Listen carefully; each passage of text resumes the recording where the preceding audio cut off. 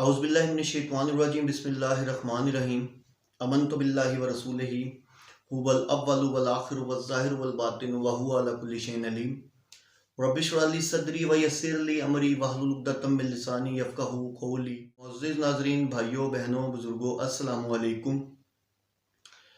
سورہ ملک کے حوالے سے آج ہم اس کا ترجمہ پڑھیں گے انشاءاللہ عز و جل، اور اس کے ترجمے کو دیکھیں گے اور اس کے ترجمے کو آسان کریں گے، اور ہم اس کو تھوڑی اس کی تفسیر بھی بیچ میں ہلکی ہلکی ہم دیکھتے جائیں گے، ٹھیک ہے؟ کچھ آیات پڑھیں گے، کچھ ہم کل پڑھ لیں گے۔ بسم اللہ الرحمن الرحیم۔ اللہ عز و جل فرماتے ہیں کہ تبارک الذی بیدہ الملک، بہت برکت والا ہے وہ جس کے ہاتھ میں بادشاہی ہے۔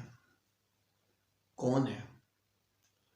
بہت برکت والا ہے جس کے ہاتھ میں بادشاہی ہے۔ کون ہے؟ میرا رب اللہ بہت برکت والا ہے جس کے ہاتھ میں بادشاہی ہے۔ وَهُوَ عَلَى كُلِّ شَيْءٍ قَدِيرٌ، اور وہ ہر چیز پر پوری طرح قادر ہے۔ کلی، ہر چیز پر پوری طرح قادر ہے۔ الذی خلق الموت والحیات لیبلوکم ایکم احسن عملا، اسی نے پیدا کیا موت اور زندگی کو، لیبلوکم تاکہ وہ تم کو آزمائے، ایکم تم میں سے کون احسن عملا اچھا ہے عمل میں۔ اب یہاں آپ کو اس آیت میں اس دنیا میں آنے کا مقصد بھی پتہ چل گیا۔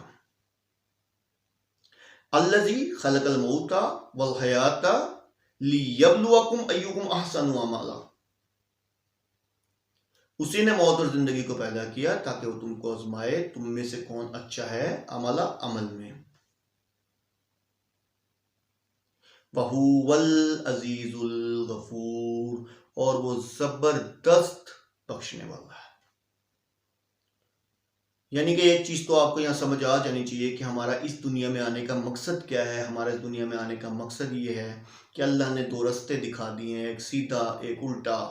ہم نے کون سے رستے پہ جانا ہے، ٹھیک ہے؟ اس کے لیے اللہ تعالیٰ نے اپنے نبی بھیجے، اللہ کے رسول صلی اللہ علیہ وسلم نے ہمیں اللہ کے بتائے ہوئے رستے بتا دیے۔ اب تو اگر ہم اچھے اعمال کریں گے، سیدھے رستے کی طرف چل کے، تو ہمارے لیے جو ہے مطلب اچھا عمل ہوگا اور ہمارے لیے ہمیں جزا ملے گی، نہیں تو دوزخ ہمارا انتظار کر رہی ہے۔ آگے اللہ عز و جل فرماتے ہیں الذی خلق سبع سماوات طباقا، اور اسی نے پیدا کیے 7 آسمان طباقا، اوپر تلے۔ طباقا کہتے ہیں تہ در تہ، یعنی کہ اوپر تلے، ایک ہے اس کے اوپر اس کے اوپر اس کے اوپر، طباقا۔ اسی نے پیدا کیے 7 آسمان اوپر تلے۔ ما ترا فی خلق الرحمن من تفاوت، نہیں تم دیکھو گے رحمان کی تخلیق میں کوئی کمی۔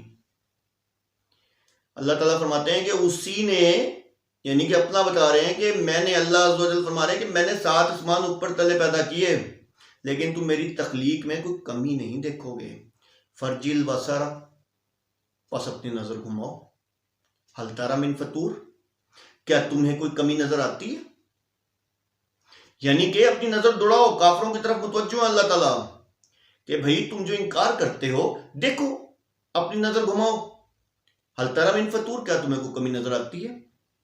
آگے اللہ عز و جل فرماتے ثم ارجع البصر، پھر اپنی نظر گھماؤ، یعنی ایک دفعہ تو تم نے گھما لی، پھر گھماؤ۔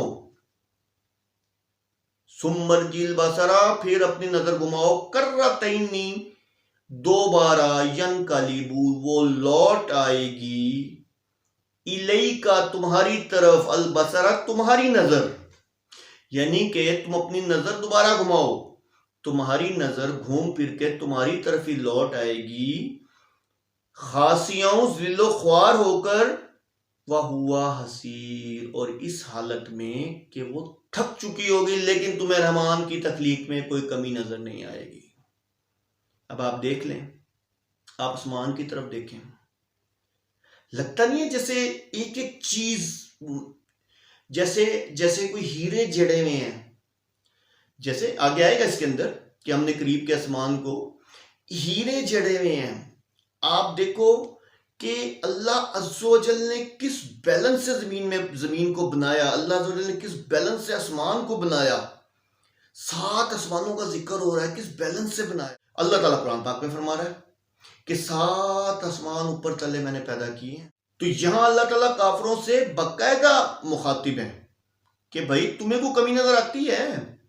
رحمان کی تخلیق میں تمہیں کو کمی نظر آتی ہے؟ اپنی نظر گھماؤ، حل تری من فطور، کیا تمہیں کو کمی نظر آتی ہے؟ سمرجل باسرا، پھر اپنی نظر گھماؤ، وہ لوٹ آئے گی ذلیل و خوار ہو کے اس حال میں کہ وہ تھکی ہوئی ہوگی، لیکن تمہیں رحمان کی تخلیق میں کوئی کمی نظر نہیں آئے گی. آج ہم نے سورہ ملک کی کچھ آیات کا ترجمہ اور تفسیر پڑھا. انشاءاللہ عز و جل کل ہم اس سے آگے پڑھیں گے. اللہ عز و جل آپ سب کو دین میں استقامت دے. وآخر دعوانا ان الحمدللہ رب العالمین.